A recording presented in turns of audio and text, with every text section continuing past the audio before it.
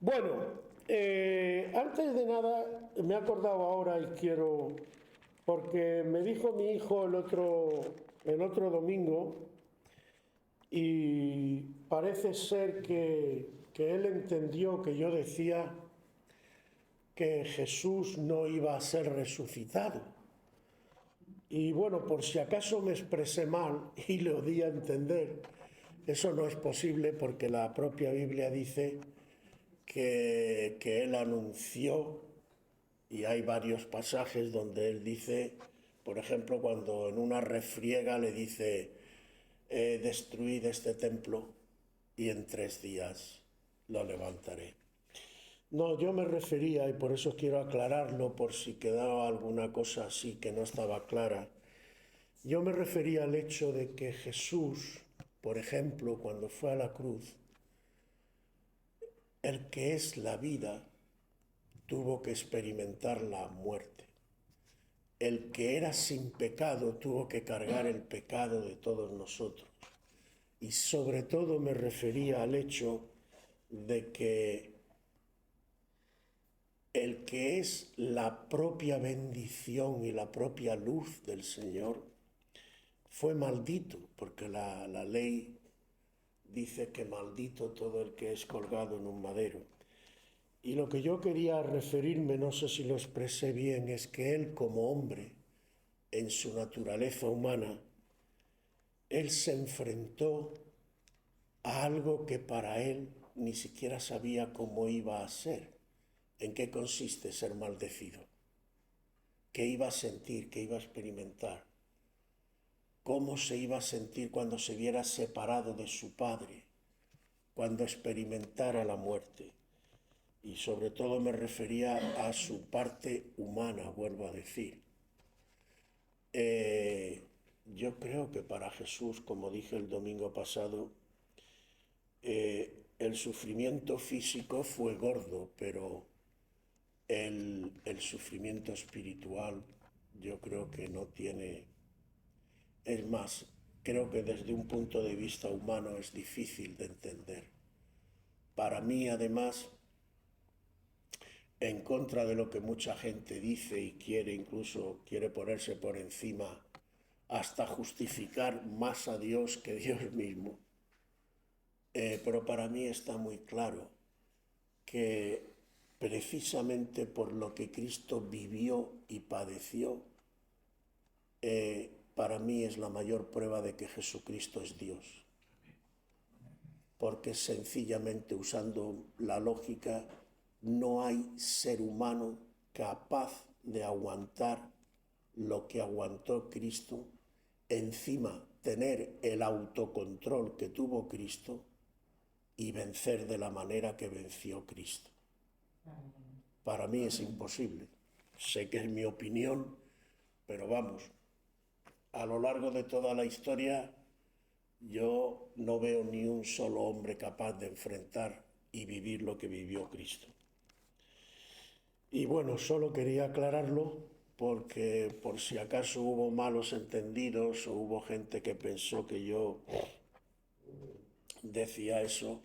No puedo decirlo porque la palabra no lo dice. Aleluya. Y bueno, dicho esto, vamos al tema de hoy. El tema de hoy es el nuevo pacto. Nuevo pacto. Vamos a los primeros versículos. Primero empieza diciendo: He aquí vienen días, dice el Señor, en que sembraré la casa de Israel y la casa de Judá de simiente de hombre y de simiente de animal.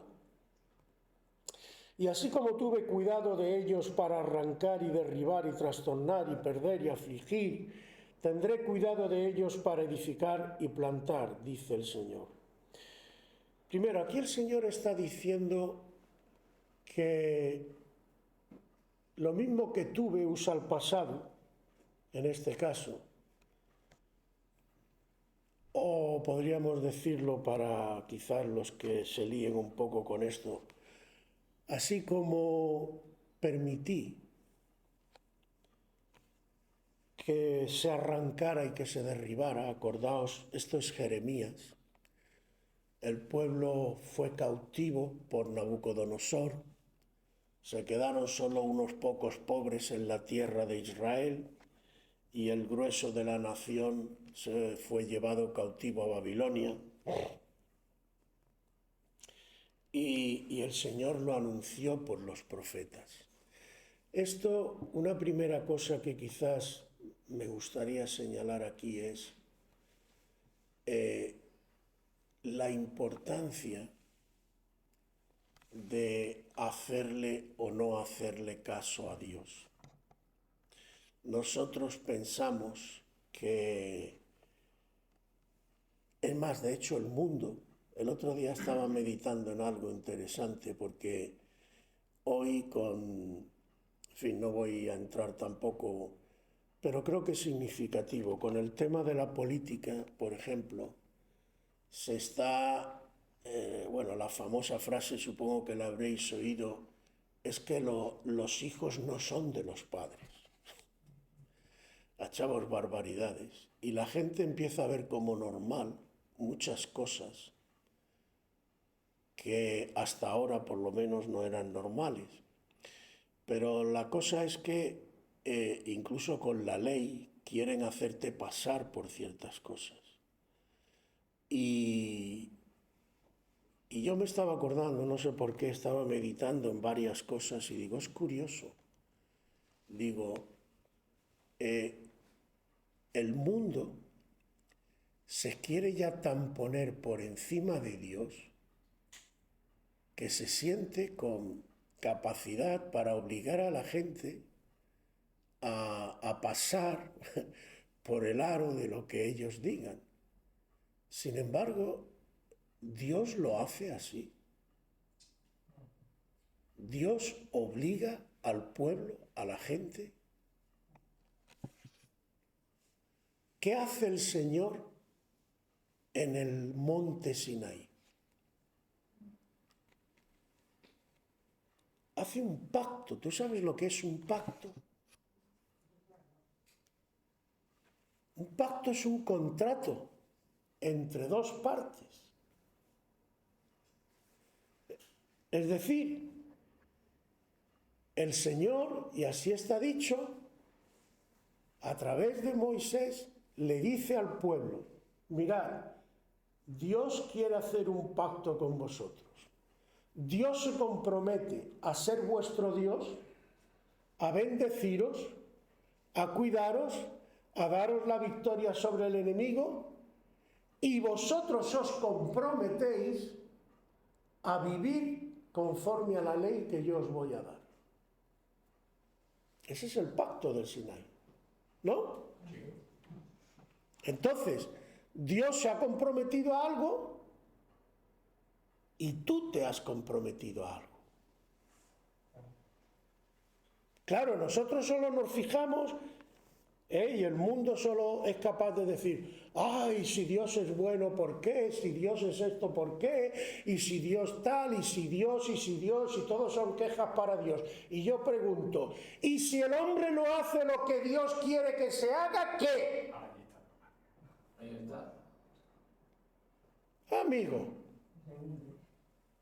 Pero nos quejamos de que el barco se hunda porque Dios. Mirad, yo ya sabéis, bueno, lo he dicho más de una vez, pero lo vuelvo a repetir porque viene al caso. Yo, antes de jubilarme, trabajaba con máquinas fotocopiadoras concretamente. Yo sé lo que es llegar a un cliente y el cliente, esta máquina, con perdón, es una AM. No funciona tal. Llegas, te empiezas a mirar la máquina, ves una portezuela descolgada, ves esto tal. Una vez me acuerdo que con un cliente me sacó un poco de quicio y no tuve más remedio ya que decirle, digo, venga usted para acá. Digo, ¿la máquina es una M o los manitas que hay aquí no saben lo que tienen entre manos? Toda máquina, hasta una tostadora, tiene un librito de instrucciones. Lo tiene por algo. porque las máquinas funcionan de una determinada manera. Y si tú te empeñas en que funcione como a ti te dé la gana, la tratas a patadas y haces lo que sea, bueno, tú puedes hacerlo, pero tú vas a recoger los resultados. Y entre otras cosas que vas a recoger, que la máquina no te va a funcionar bien. ¿Tú quieres que la sociedad funcione bien?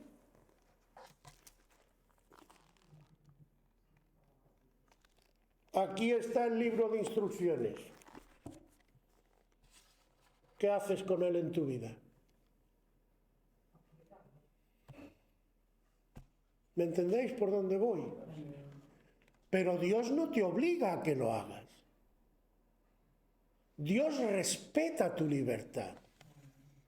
Lo único que Él sabe, porque conoce el funcionamiento de la máquina,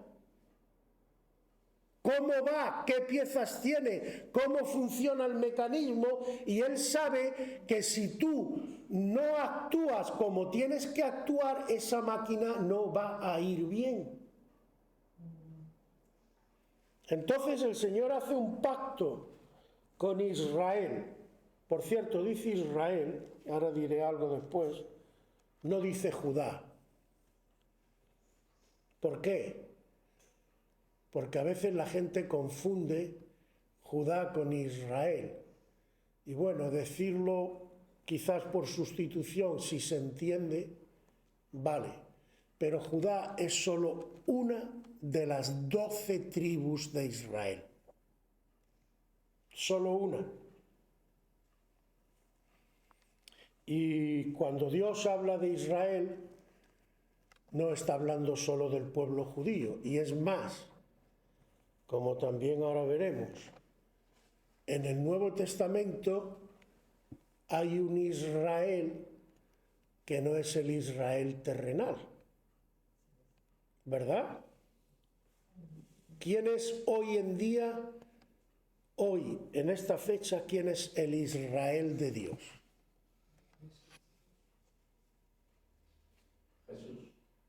Jesús. Jesús es el tronco, sí. Pero las ramas, la iglesia. Y la iglesia, hermanos, que no son estas 4 paredes, ¿de qué está formada?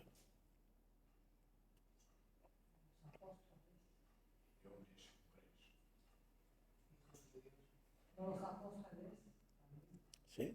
Todo eso es verdad, de hombres, mujeres, de tal, pero hay un versículo al hilo de lo que estamos hablando que lo define claramente.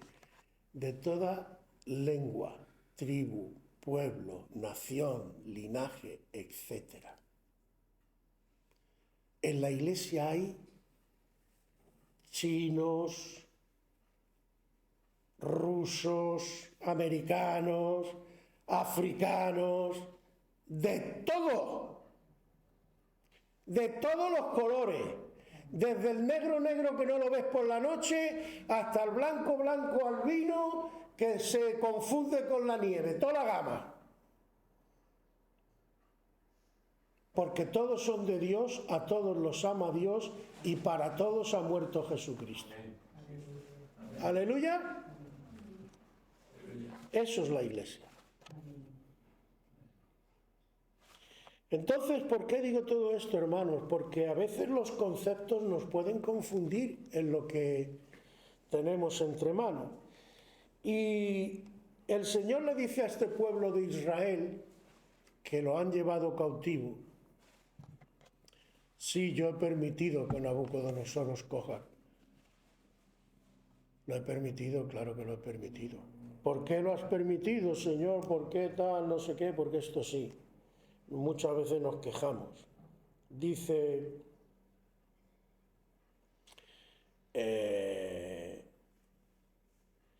versículo 32. Bueno, dice, vienen días, dice el Señor, en los cuales haré nuevo pacto con la casa de Israel y con la casa de Judá. No como el pacto que hice con sus padres el día que tomé sus manos para sacarlo de la tierra de Egipto, es decir, no como el pacto del Sinaí, ¿Por qué? Porque ellos invalidaron mi pacto, porque a veces nos olvidamos de que un pacto obliga a las dos partes. Y claro, solo pensamos en que Dios cumpla su parte. Pero pienso en que yo tengo que cumplir la mía. Amigo, ellos invalidaron mi pacto, aunque yo fui como un marido para ellos, dice el Señor. Yo estuve ahí. Y mira que esta mujer me estaba dando guerra. Pero yo estaba ahí. Pero aún así, no cumplieron con el pacto. Me fueron infieles, no cumplieron mi ley, pasaron de mí, buscaron sus ídolos, buscaron sus gustos, buscaron sus cosas. Y yo tuve que permitir que recogieran el fruto de sus acciones. Entonces, dice, este pacto no me sirve. Pero fijaos una cosa tremenda. El Señor está defraudado, está desengañado, le han traicionado. Hablando claramente, hermano, para que me entendáis bien, espiritualmente le han puesto los cuernos. Se siente traicionado. Sí, es así. Es más, ese es el ejemplo que el Señor usa para decirle a Israel, tú eres como una ramera. Porque Él se siente así. ¿Cómo te sentirías tú si tú eres fiel a tu mujer y tu mujer va por ahí acostándose con el que pilla? ¿Cómo te sentirías? ¿A gusto? Tú tienes todo tu corazón para con ella. Tú estás pensando en ella, tal, y ella te paga traicionándote. ¿Cómo piensas tú que se tiene que sentir el Señor cuando su pueblo hace lo que hace y se va con los demonios? Pero fíjate cómo es el Señor, que aún así podía decirle, mira, nena, ahí te quedas, apáñatelas como puedas y olvídate de mí, porque no eres digna de mí. Pero el Señor no hace eso. El Señor dice, este pacto no me vale, pero yo no renuncio a tenerte como esposa. Yo sigo queriendo esta relación íntima, verdadera contigo. Así que vamos a hacer un nuevo pacto. A ver si estás dispuesto. Entonces, yo he permitido que te destruyeran, y que fueras cautiva. Dice, pero de la misma manera que permití tu destrucción, ahora voy a hacer que te edifiquen. Ahora voy a cambiar. Yo he visto, espero que tú te hayas dado cuenta de que no me has sido fiel y no has cumplido mis mandamientos, y voy a cambiar de táctica. Vamos a hacer un nuevo pacto.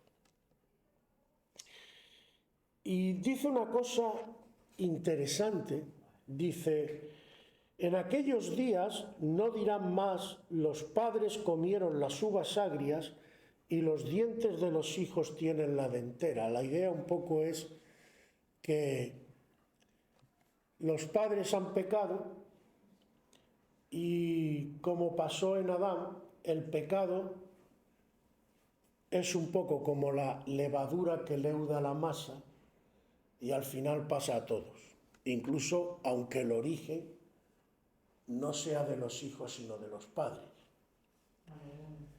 Pero el Señor dice, no se va a decir más esto, sino que la ventera va a ser solo para aquellos que pequen.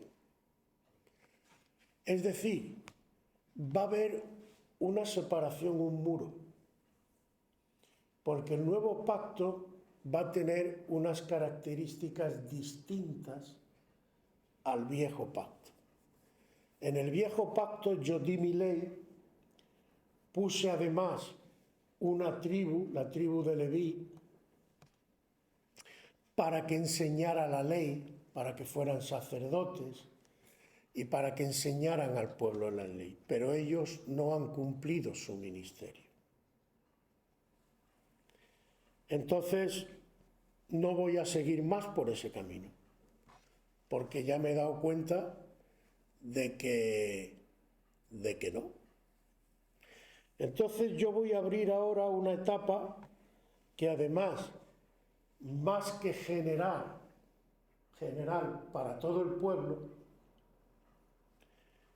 va a ser, bueno, es general, pero va a ser con características individuales para evitar el contagio.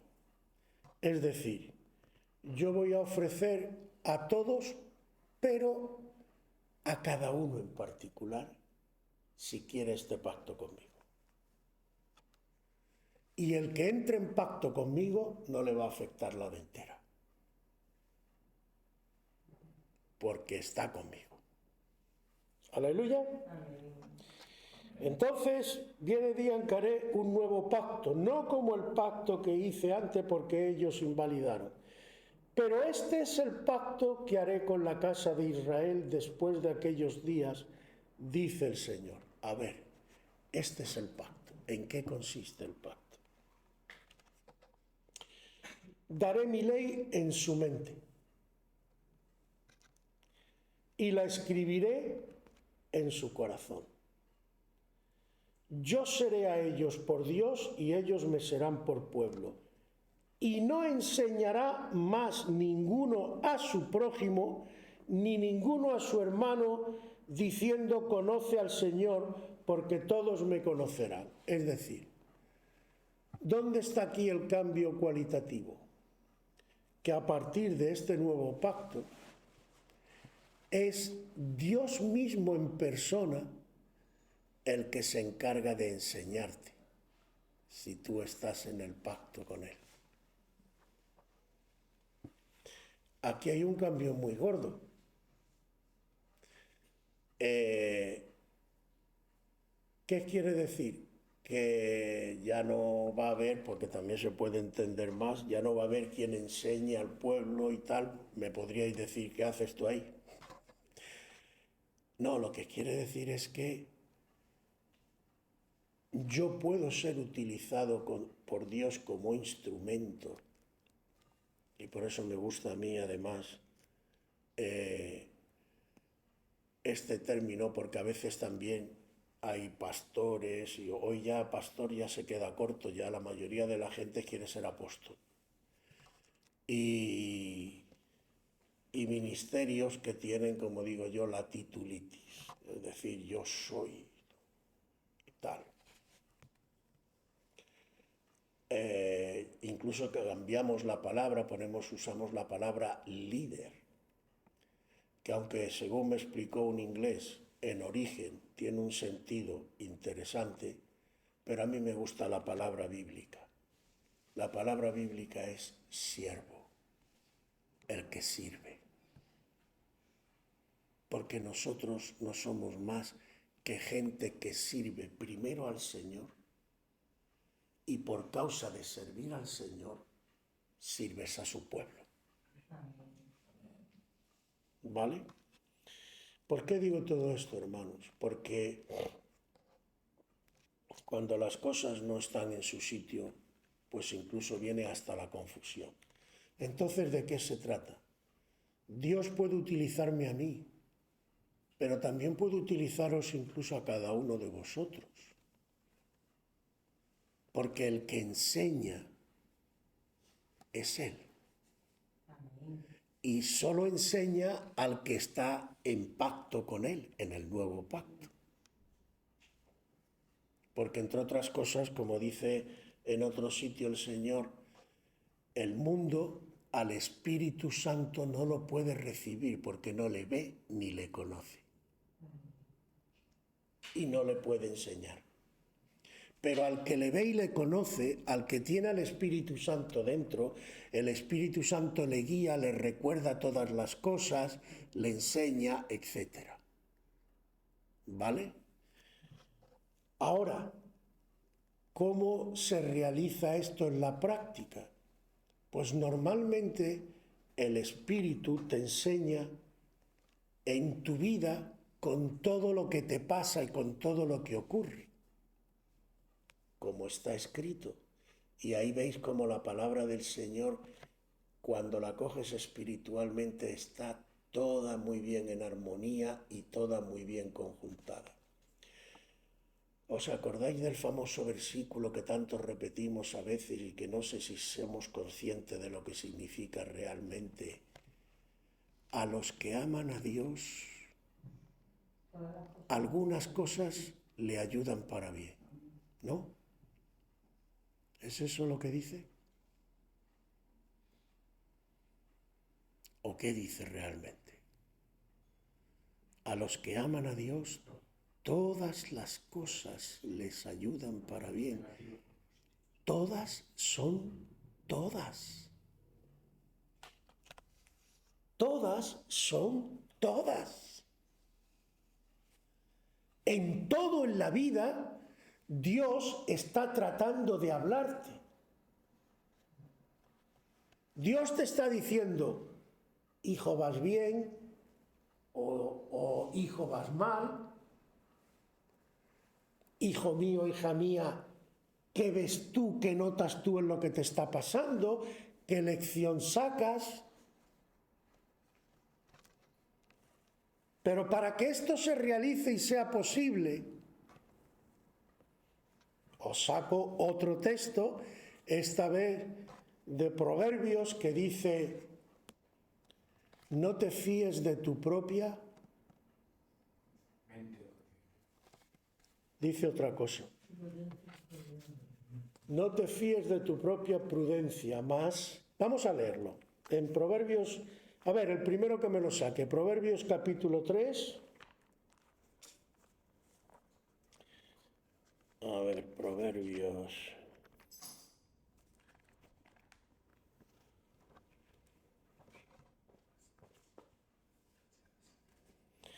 Desde el 3 en adelante, ¿quién me lo lee? A ver.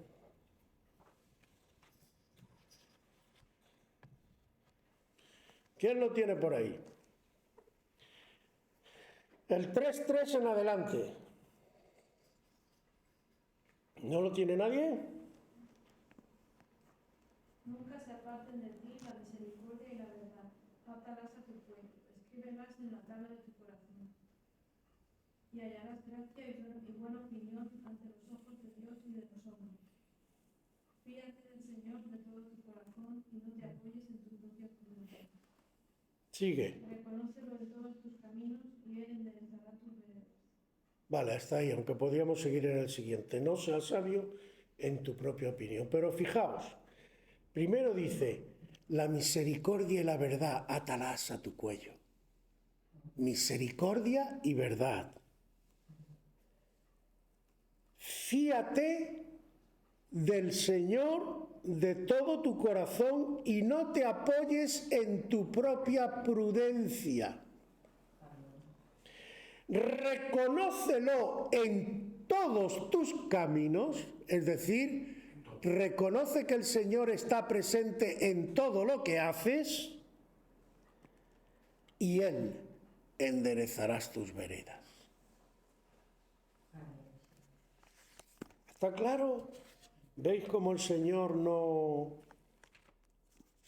Yo cuando me dicen que la Biblia no es congruente, vamos, me da la risa floja. Digo, no tienen ni idea.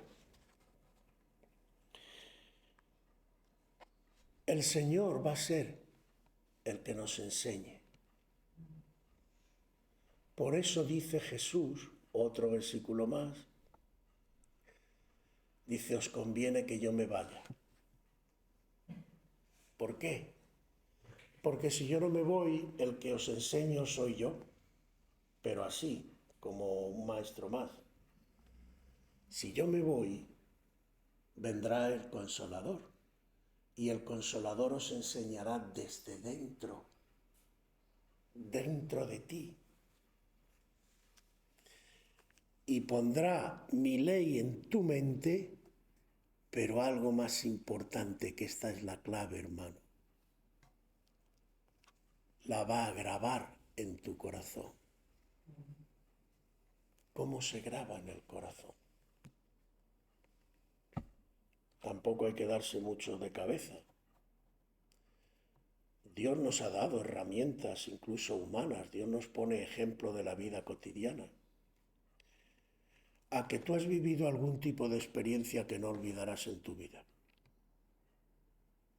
que la tienes grabada, y no necesitas ni esforzarte para recordarlo, ya sea malo o ya sea buena, que también las hay.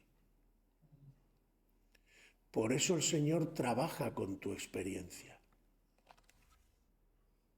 Toda tu vida es como un discurso de Dios hablando a tu corazón. Ya sea para aprender lo que no tienes que hacer o para aprender lo que sí tienes que hacer y no dejar caer, porque de las dos cosas hay. Porque a veces lo ponemos todo en negativo, pero Dios saca provecho hasta de lo negativo. Pero como solemos decir en el mundo también, si algo funciona, ¿por qué cambiarlo?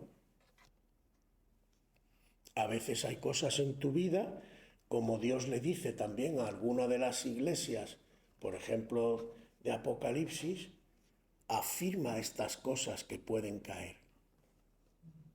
Hay cosas que tienen que ser afirmadas, porque vas bien, y lo que estás a lo mejor sufriendo es un ataque del enemigo para derribar eso que llevas bien. Eso lo tienes que afirmar.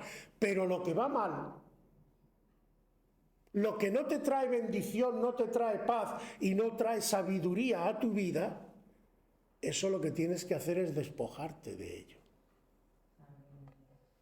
Y dejar que la ley de Dios, la misericordia y la verdad, sean entronizadas en tu vida, formen parte de ti. Y eso tenemos la ventaja, hermanos, que no depende ni de nosotros, es Dios dentro de nosotros. Lo que os decía el domingo pasado, y voy ya enfilando la recta final para no alargarme demasiado. Es Dios quien hace la obra. Dios se ha comprometido en un pacto a hacerlo dentro de ti, a enseñarte, a cuidarte, a guiarte. Porque se ha dado cuenta, bueno, él no necesita darse cuenta, ya lo sabía, somos nosotros los que nos hemos dado cuenta que el primer pacto no funciona. Porque aunque se nos enseñe la ley, nosotros pasamos de la ley. Pero cuando la ley Dios la graba en tu corazón y forma parte de ti, no es fácil olvidarte de eso. Cuando tú has sufrido, por ejemplo, una mala experiencia por no haber hecho caso a lo que Dios te dice, eso ya no se te olvida fácilmente. Porque lo llevas grabado.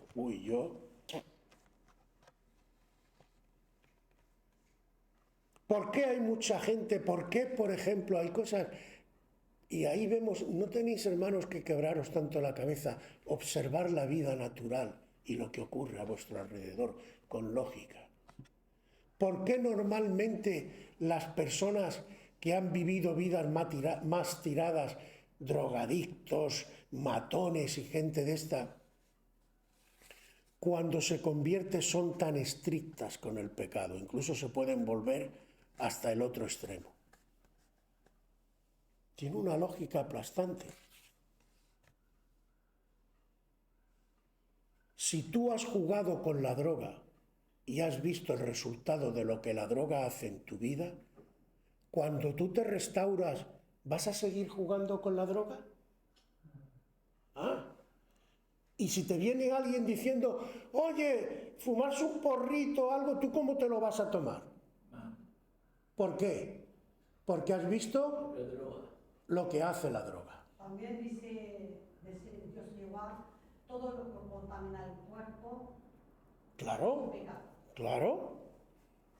Pero me refiero al hecho de que el que le ha visto, como decimos en español, las orejas al lobo, ve venir el lobo y no juega. Ahora, las personas que no le han visto las orejas al lobo juegan con el pecado. ¿Por qué? Porque no está grabado en su corazón. Está a lo mejor guardado por ahí en un rincón de su mente. Pero cuando eso está grabado, no, eso no se te va tan fácil. Y es lo que el Señor dice. Yo lo voy a grabar en vuestros corazones. Os digo más, sí, yo no, pero lo apunto porque en los tiempos que vivimos, hermanos, creo que es muy importante. Vuelvo a decir, no juzgo, lo dejo simplemente en el aire y tú lo meditas con el Señor. Pero ¿por qué incluso muchas cosas pasan en las congregaciones y en las iglesias? Pues te lo voy a decir muy claro. Y que salga el son por antequera, como dicen en mi tierra. Porque esto no tiene el lugar que tendría que tener en las iglesias. Y además no viene de poco, ¿eh? Esto viene de largo. En las iglesias ha empezado a entrar una deriva donde se sustituyen incluso muchas cosas por pura... Bueno, pues como si además no vamos a descubrir nada nuevo. ¿Qué le dice el Señor a los escribas y fariseos? Vosotros con vuestra ¿qué? Vuestra tradición habéis invalidado ¿qué?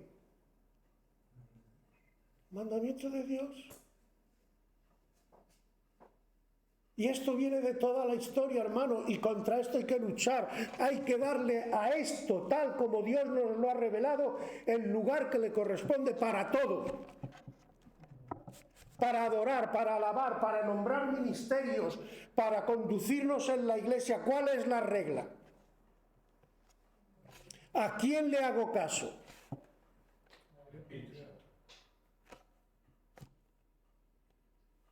Luego me quejo de que, bueno, sí, es que la cosa no va como tiene que ir. Claro, no puede ir como... Vamos a ver, Dios no respalda a nadie por su bella cara. Ya puede ser el apóstol, Juan, Pedro, Santiago, todos juntos. Que no, Dios respalda esto. Y aquel siervo que se ajusta a esto será respaldado porque se ajusta a esto, no porque sea siervo. Estamos, porque falsos profetas y falsos maestros ha habido a mogollón y van a venir. Y hay. Tengámoslos claro, hermano, para no ser engañados, para no ser confundidos. Tu Salvador no es tu pastor. Tu Salvador se llama Jesucristo. Y tu pastor es un instrumento de Dios. Que tú tienes que estar sujeto al pastor y que tienes que... De acuerdo, pero también siempre y cuando sea dentro del orden de Dios. O si tu pastor dice, bueno, mira, mañana vamos a salir de cacería y a todos los que veamos por ahí en las esquinas le decimos, o te convierte todo y con el garrote, nos llevamos un buen palo y lo apaleamos. ¿A ti qué te parece? No, yo como es mi pastor le tengo que hacer caso. Y voy y cojo al otro y le pego una paliza y lo dejo baldado. ¿Te cuadra o no te cuadra? ¿Verdad que no? Entonces, hermanos, dentro del orden de Dios. Y además la autoridad espiritual no es una autoridad humana. El Señor le dice, y el apóstol Pedro le revela a los ancianos, vosotros no os enseñoreéis de la grey como hacen en el mundo. Es decir, vosotros los siervos auténticos de Dios no estáis para manipular a las personas y para ejercer dominio sobre ellas. ¿Sabéis cómo tenéis vosotros que dirigir al pueblo? Con el ejemplo. Esa es la forma de dirigir de Dios. ¿Cómo se comportó Jesucristo? ¿Cómo trató a sus discípulos? Tú tienes que hacer esto, tú tienes que hacer lo otro. ¿Cómo trató a Pedro que le negó?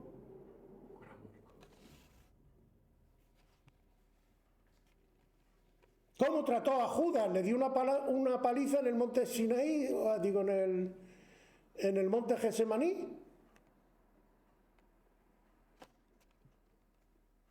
Y menudo dolor tuvo que tener con Judas el Señor. Esto, hermano, esto. Pero vuelvo a decir, hermano, sonríe. Que cuando Dios te dice estas cosas y cuando Dios quiere que tengas claro el pacto, es porque Dios te va a guardar de todo lo que ahí fuera hay y de todo lo que va a venir. Pero para guardarte y para hacerte crecer, hermano, tú estás dejando que Dios dentro de ti te enseñe. Estás permitiendo que el Señor grabe en tu corazón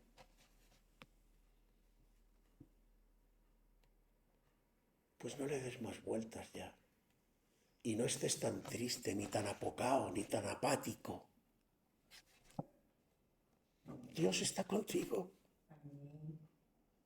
Te lo demuestra cada día.